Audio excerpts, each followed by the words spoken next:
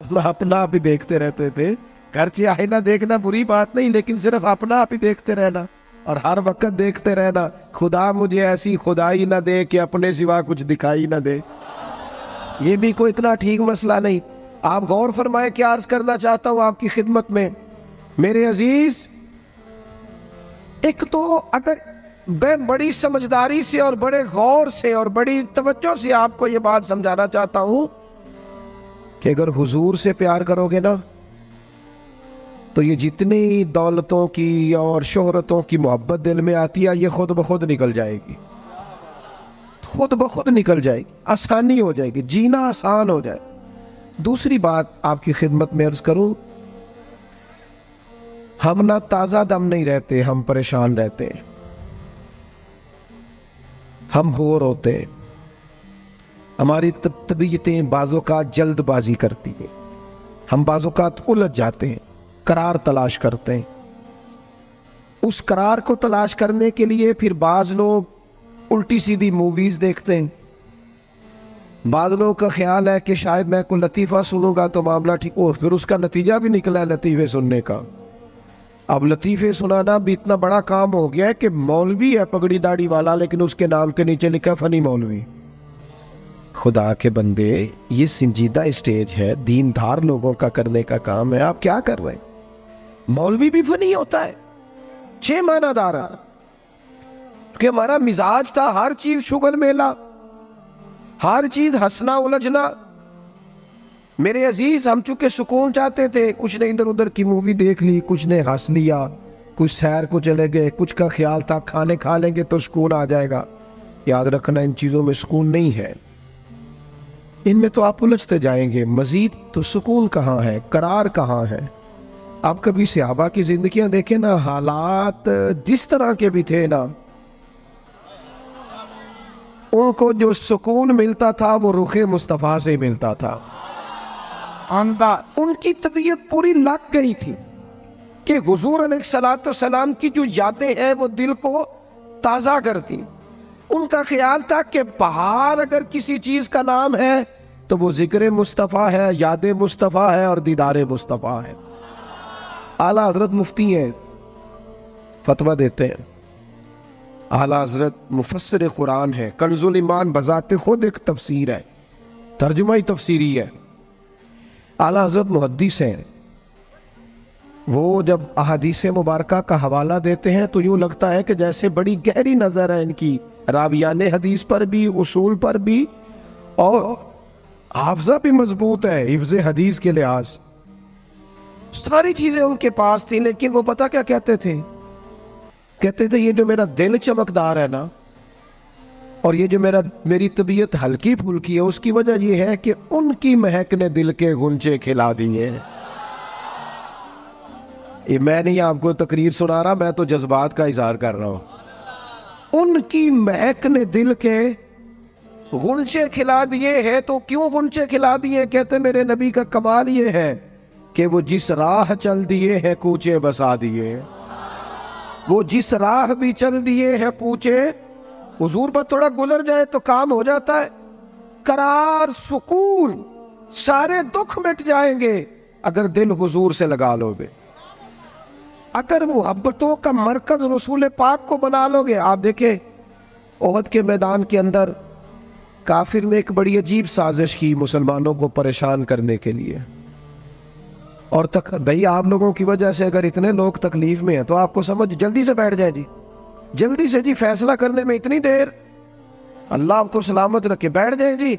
अब आप खड़े हैं जनाब, आप भी बैठ जाए, अल्लाह आपको बरकत अता फरमाए।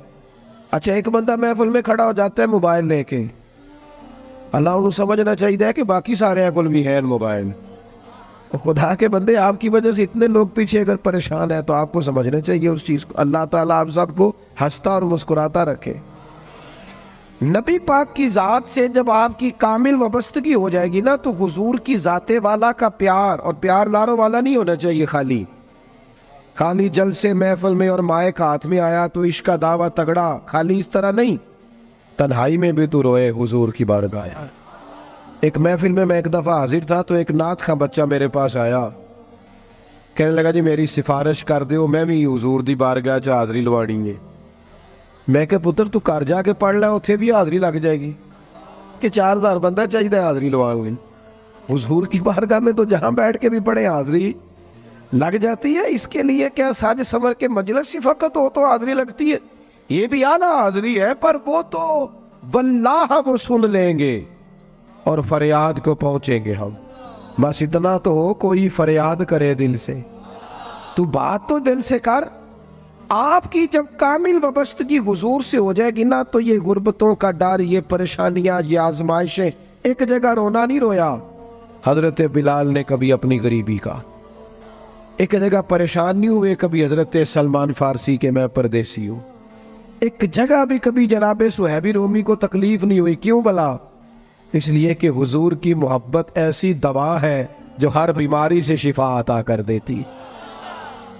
احد کے میدان میں کافروں نے ایک چال چلی تھی، ان کو پتا تھا کہ کون سی بات مسلمانوں کو زیادہ پریشان کر سکتی ہے۔ انہوں نے ایک افواہ پھیلا دی تھی کہ معاذ اللہ حضور کو شہید کر دیا گیا۔ اس کی وجہ سے شدید پریشان ہوئے صحابہ، اور جنگ کے جو نتائج برعکس آئے اس کی بڑی وجہ یہ افواہ بھی بنی۔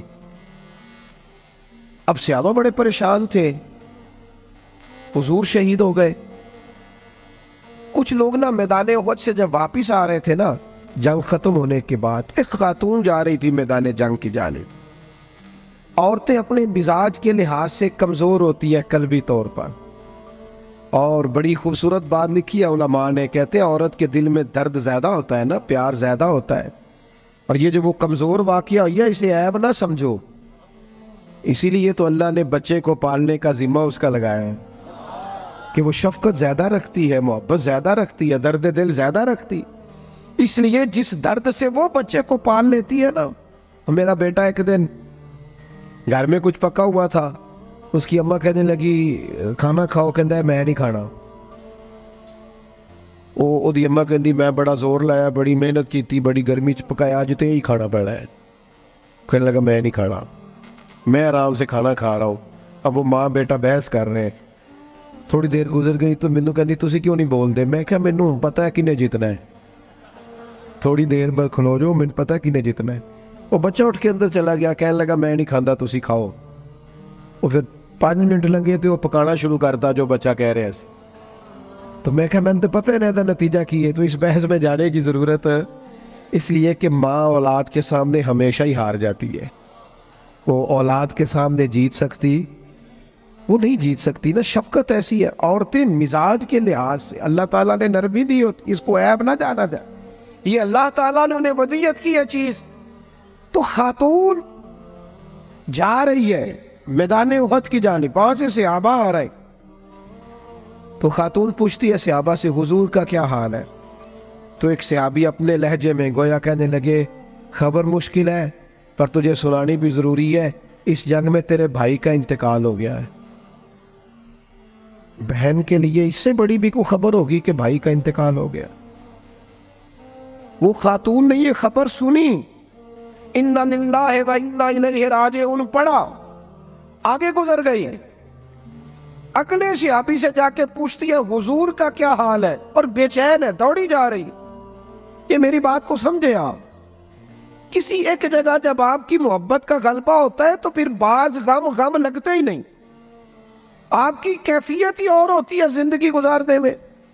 آگے بڑھی، ایک اور صحابی ملے، ان سے پوچھتی ہے حضور کا کیا حال ہے، تو کہنے لگے میرے پاس تیرے لیے ایک بڑی سخت خبر ہے، تیرے شوہر کا انتقال ہو گیا۔ اس نے تھوڑی دیر کے لیے خاموشی اختیار کی، اللہ کی رضا پہ راضی رہنے کے کلمات ادا کی اور آگے بڑھی۔ ایک اور شخص سے سوال، یہ ذرا سوچتے جانا، یہ خبریں اگر اچانک ملیں، بھائی چلا گیا ہے، باپ چلا گیا ہے، اس کو سوچنا، اپنے اوپر طاری کرنا، خدا نہ کرے ایسا ہو، پر جب خبر ملے تو کیفیات کیا ہوتی ہیں۔ وہ خاتون آگے بڑھی تو ایک شخص اور ملا، پوچھتی ہے ذرا بتاؤ نا حضور کا کیا حال ہے؟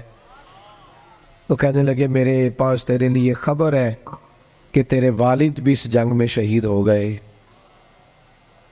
بیٹیوں کا تو میکا ہی باپ سے ہوتا ہے، ماں سے ہوتا ہے، والد چلے گئے، تھوڑی دیر کے لیے گردن جھکی، کلمات ادا کی، اور پھر پوچھتی ہے صحابی سے، والد چلے گئے، بھائی چلے گئے، شوہر چلے گئے، مجھے بتاؤ کہ میرے نبی پاک کا کیا حال ہے؟ تو صحابی کہنے لگے الحمدللہ میں زیارت کر کے آیا ہوں، رسول پاک بالکل ٹھیک ہے۔